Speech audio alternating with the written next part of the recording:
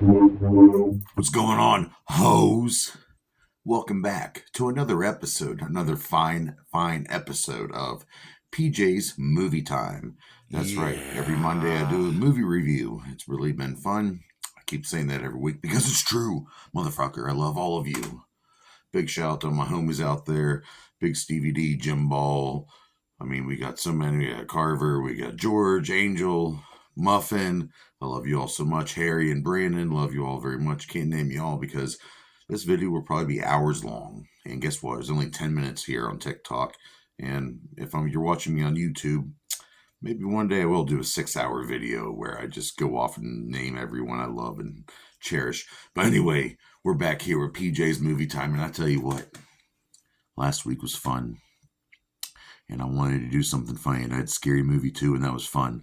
But I had to go back, man. I had to go back to my roots, man. My horror roots. The horror movie nerd right here. The underground horror nerd. I had to go back to my horror movies, man. Because there's a movie that I've been wanting to see. I've heard about. And I had to see it. And it was The Last Voyage of the Demeter. From Universal Studios. And it didn't really do so good in theater, though. You know, I mean, it's kind of a shame. I'll get into that here in a second. But what is The Last Voyage of the Demeter? Well, it takes place in the late 1800s, 1897, I believe.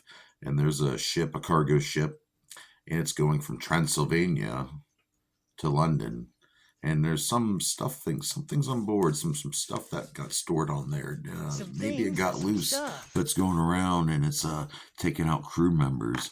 It's taking them down like a... That's what I mean, yeah. So we got a nice vampire tale, and it is a Dracula tale because this is a chapter from the original book by Bram Stoker.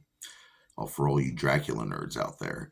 And before I get into it, I mean, let's face it, there's been so many damn Dracula adaptations. Whether you're into Bela Lugosi or Christopher Lee or all these other guys that did it, you know, there's so many more. I mean, in Dracula 2000, I guess that counts too. But let's not forget the portrayal there on Penny Dreadful. I really enjoyed that as well. But Dracula's been around. Vampire's been around for a long time. We've been scared to death by vampires for a long fucking time. And this one takes place on a fucking cargo ship on the sea. All right? All it has is crew members, a young boy, and a new doctor who joins along. Like I said, someone's plucking them off one by one, motherfucker. And this movie was directed by Andre Ovredal.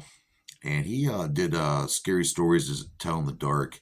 He also did Troll Hunter, which I love that. It's a good found footage movie if you ever get a chance. He did the Autopsy of Jane Doe, too. That's all good movies. And it was written by two dudes at the same time. You know, Bragg Shutt and Zach Olkowitz.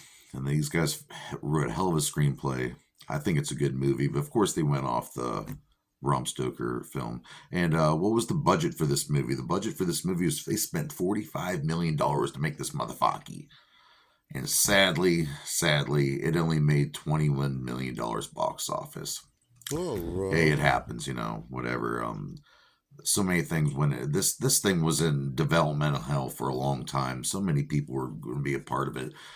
Ben Kingsley was going to be Dracula at one point, I believe. Viggo Mortensen. There was just so many, you know, and they ended up casting Javier Bodet, and Bodet.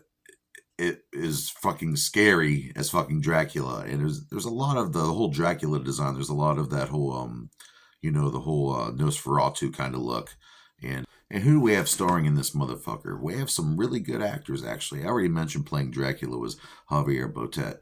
And like I said, scary, very scary. He's also played some other stuff.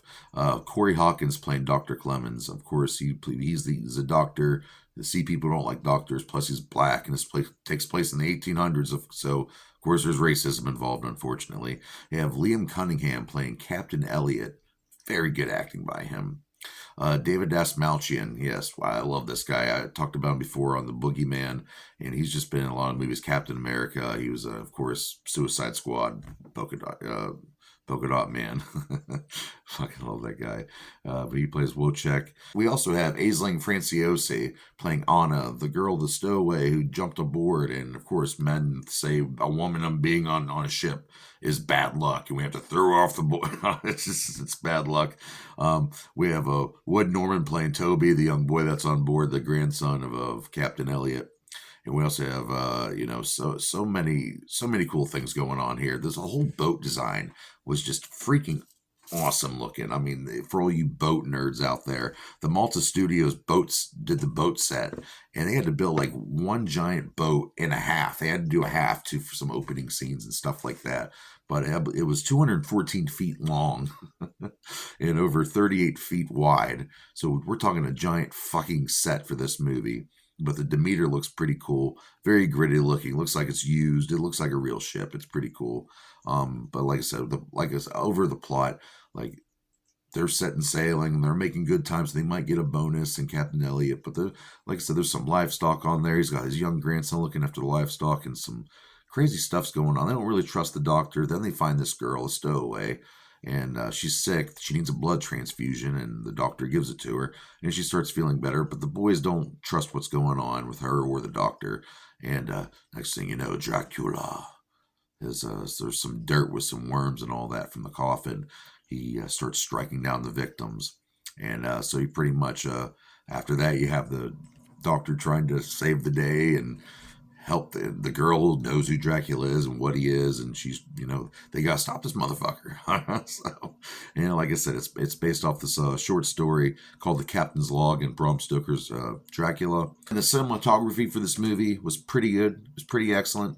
It's by Tom Stern and also Roman Osen. Pretty good looking movie. I love the rain scene. Everyone knows I love the rain. But there's some rainstorm scenes here. Dracula striking. Of course, Dracula can also mentally communicate with his victims. He can turn people into vampires.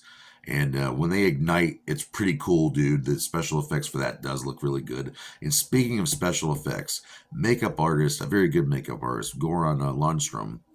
Lundstrom came up with all these really sick-ass looks for Dracula and everything, but the studio, Universal, pushed him into putting a bunch of CGI over top of it, which kind of sucks. I wish we could have had less. That is one thing I have to say about this movie. This movie's CGI is, some of it's pretty good, but then some of it's not. Some shots of Dracula, when they show him really quick, I see what they were going for, but I feel like it just fell a little short. That's just my opinion. And of course, the three things that are stopping them from, being successful throughout the movie is racism, because they're all racist. They think, this black doctor, maybe he's not even a real doctor. There's some religious guy on there who thinks, there's a bunch of sinners on board. We're being punished by God. And then we have misogyny, say, there's a woman on board. She's caused bad luck. So have all that. And this could develop into a sequel one day, or even an expansion, the way it ends. I really would like to see more of this universe, but with a little more practical special effects. I would like to see that more. It's a good movie. I recommend you go out. You can buy it on Vudu. I think the Blu-ray may be out, or you can have your homie bootleg it. I shouldn't condone that, but hey, it happens. It's gonna fucking happen. I can't stop it, man. So, what do I rate this movie? I rate The Last Voyage of the Demeter. The Last Voyage of the Demeter. 4 out of 5 dog dicks. That's a great fucking rating. So I tell you what, I'll see you motherfuckers next time on PJ's Movie Time. And you know what? I want to give you guys, I love giving you guys the choices. We're going to get into some Kevin Smith shit. All right? In a few days, I'll put up a video, let you guys choose which Kevin Smith movie I should review next week for PJ's Movie Time. Whoop whoop. You gotta touch your nipples. Not you, Charlene.